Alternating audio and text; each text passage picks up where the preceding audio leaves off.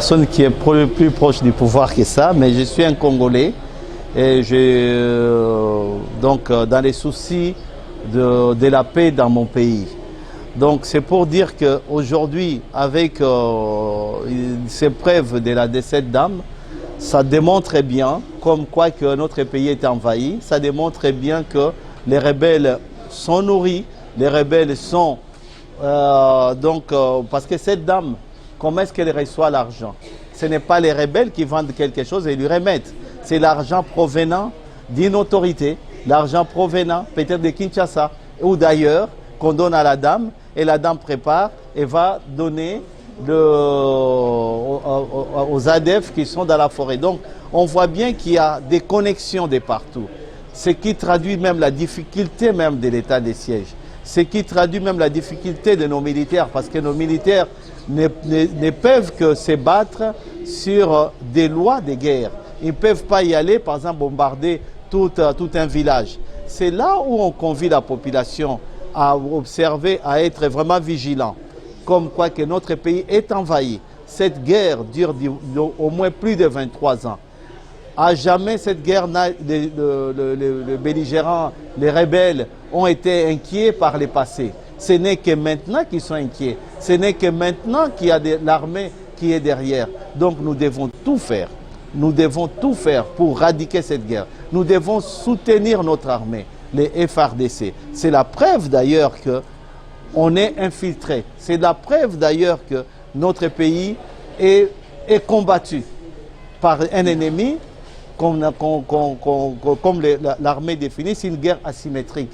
Alors quand j'entends des voix s'élever contre l'état de siège, quand j'entends des voix s'élever contre cela, alors que nous étions tous là, voyant, contemplant la mort de nos compatriotes, amenés comme de bœufs à la boucherie, et personne ne disait quelque chose. Et aujourd'hui qu'on a eu quand même un président qui se soucie de ces cas, et on a un gouvernement qui est derrière cela, nous devons soutenir cela. Et même s'il nous faut des volontaires pour aller combattre cela, moi je suis le premier volontaire à y aller. Donc je pense que toi aussi et tout le monde doit être volontaire pour éradiquer cette guerre-là. Ok, à part ça, je crois que vous avez suivi les propos de Cholet, qui a dit qu'il détenait les preuves concernant le candidat choisi par les six confessions religieuses et qu'il était prêt à y répondre. Votre point de vue par rapport à la résolution? C'est quand même une décadence de constater qu'un homme de ce rang-là, abbé, puisse avoir des preuves pendant qu'ils étaient en confession, donc en train de parler, et ce qui était, on peut suggérer, quelque chose de secret entre eux. Mais lui, pendant ces temps-là, il était en train d'enregistrer. On voit un peu la prêtrise, où est-ce que ça nous amène plus loin que ça. Donc, il est en train de filmer, alors que les autres sont en train de parler. On attendra des preuves. Mais en même temps, des preuves, s'il a des preuves, les preuves, ce n'est l'endroit choisi pour les preuves, ce n'est pas l'Assemblée nationale. L'endroit des preuves, c'est au procureur. C'est qu'il aille porter plainte. Qu'il aille porter plainte parce que les preuves doivent être vérifiées. Mais il est en train de jeter une pierre dans la soupe, comme ça, au moins pour apporter juste une obscurité, pour apporter juste une cacophonie au sein de la population. Ça, ce n'est pas sérieux pour moi et ce n'est pas non plus valorisant pour ces confessions-là. D'ailleurs, même s'il y a complot, même s'il y a tout cela, mais je pense, comme je l'ai toujours dit si haut, que les confessions religieuses doivent être bannies. La chose des confessions religieuses, c'est une chose qui a existé au Moyen-Âge en Europe, où on voyait les confessions religieuses s'immiscer dans les affaires de l'État. Aujourd'hui, ça n'a plus de sens. Il faut qu'on revoie la Constitution. Il faut qu'on revoie tout cela, que les prêtres, que nos pasteurs, que tous ces gens des confessions religieuses puissent retourner à leur mission primaire. La mission primaire qui est d'évangéliser ou d'apporter, eux-mêmes ils savent leurs attributs. Mais aujourd'hui, ça n'a pas de sens, ça ne trouve aucun sens dans un pays démocratique qu'on puisse encore s'attarder à des choses rudimentaires datant du Moyen-Âge. Et en 1789, banni par la France, où il y a séparation du pouvoir entre la politique et les pouvoirs ecclésiastiques, et surtout reconnaître que nous sommes surtout un État laïque. Voilà. Merci beaucoup. Vous avez bénéficié de... Pour ça, tout ça, le scénario, na maimazali koleka na longol enseignant mususu passe par réclamer ba droit na bango ko za buto to mibeko futa bangote na makanisa ministre to na mukano ministre azuyo attaque buto mibeko omoni makanisa na boni mais salaire te salaire bazo futa bango ezali mingi oyo ba mesana kake kala basalaki ba eteyelo oyo ba parents bazaki susu na moyen te oyo na kati na libota okayo kuta papa za na bana misatu atangisi moko mibale bavandi nanu na pembeni mibale na tango bavandi na pembeni bakomi bakuluna tango bakomi bakuluna lobi toye totie bango liboso ya bafamille na bango tobomi bango réponse oyo régime passé epesaki bolandaka bino moko opération likofi ezalaki bilenge ezalaki bana ya ba 14 ans de 17 ans de babomaka wana po bana na bazwaka chance ya okende classe te lelo avec l'enseignement gratuit. Donc, ezali po bana nyonso baye bakozonga na classe. Ozu yo école lokole likia. Nazana leki nanga mwa nofuta $650 po na mwana na ye. Lelo ezali ofele. Lokole komi ofele. Sango alingi bongo te. Alingi beba futa ke 650 wana. Yango no moni ba maître wana ba bito ko kende te po babakisela ba maître mbongo. Mbongo ba maître mata. Ba pesa bango moins 100 et quelques dollars.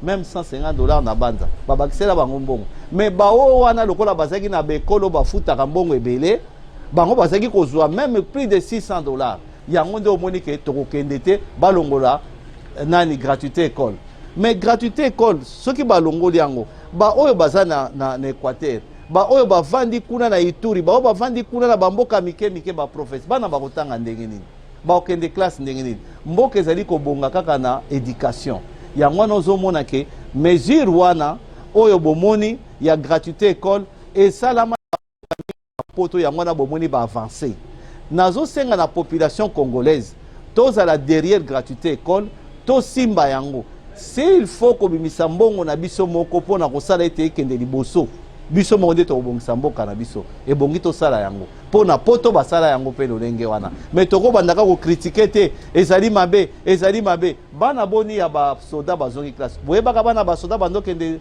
classe bazalaka te lelo oyo babandi kokende eloko ebandi malembe kaka eloko nde régime passé ebundisaka babetaka na bamisusu likolo ya marche ya gratuité ya école lelo tosimba yango ekoki kozanga biso te ezali be mbongo ya muke otoki kosala soki moko abimisi $10 na ba oyo basalaka misala ekoki nango pona école ekende malamu ekoki pe futa pa enseignement conseiller politique à ministre azua ko bengana batei bado balakisi ke batangisa isute ba kufuta malisute balongwe na musala parce que ba réclamer salaire droit na bango yo en tant que muto mibeko omoni yango boni yango nazali ko expliquer yo ke ba memeli bino sango nde mabe baboyi ko futa bango te baboyi ko futa bango te même soki batu nyonso to ba réclamaka salaire batu nyonso bazali ko réclamer que en tout cas ndenge ozofuta nge eza muke eza boye même mwana musala na ndako na yo akipe kosenga pe yango ke na komi na musala ebele so boko bakisela nga mwa muke mais eza likambo te aye akoya so musala te akokata musala eza likambo basololaka même na bamboka poto basololaka bakataka nyonso te yango wana omoni ye bango ntango bazali koya bazali kolakisa bino ke voilà ezali mpo na salaire mais en réalité mingi okokuta bazali koréclame wana ezali ba oyo kokuta ya nsele te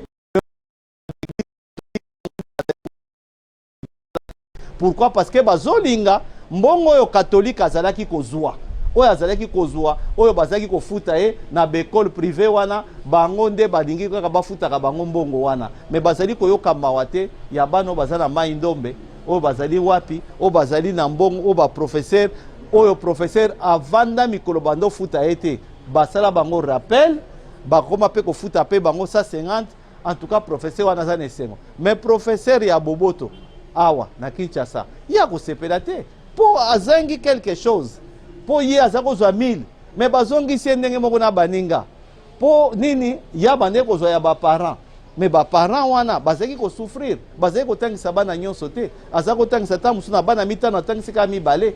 Donc omoni ke soki lelo bolamu ezala mpo na ekolo mobimba, ezala mpo na ndambo ya ekolo te. Alors ministre ntango azozwa mokano wana ezali mpo ezongisa baprofesseur na classe, nazali kozongisa baprofesseur na makanisi mpenza oyo ebongi be, oyo ebongi bakanisa ke mesure oyo ya gratuité soko ozo combattre yango, soko ozangi ndoki te oza bobele satana.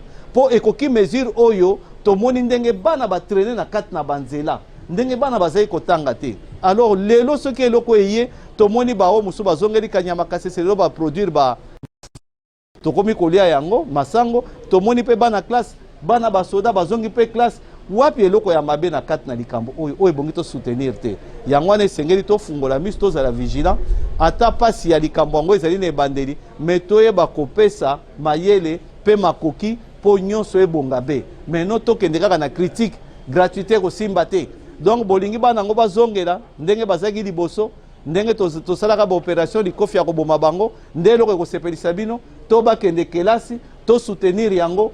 Nga nazali prêt, soki batu bakoki kozala 1000, topesi kanisa so topesi toza 1000, topesi $100, et ça dit déjà 1 million. Est-ce que kiko simba te? Donc omoni ke eza eloko moko nzamba sunga to changer mentalité, to changer makanisi po mboka na biso etelema ekende liboso lokola bekole muso eza pembeni, to longwa na ba corruption ya bana classe, to bongisa makambo eza ebele ya kobongisa. Merci.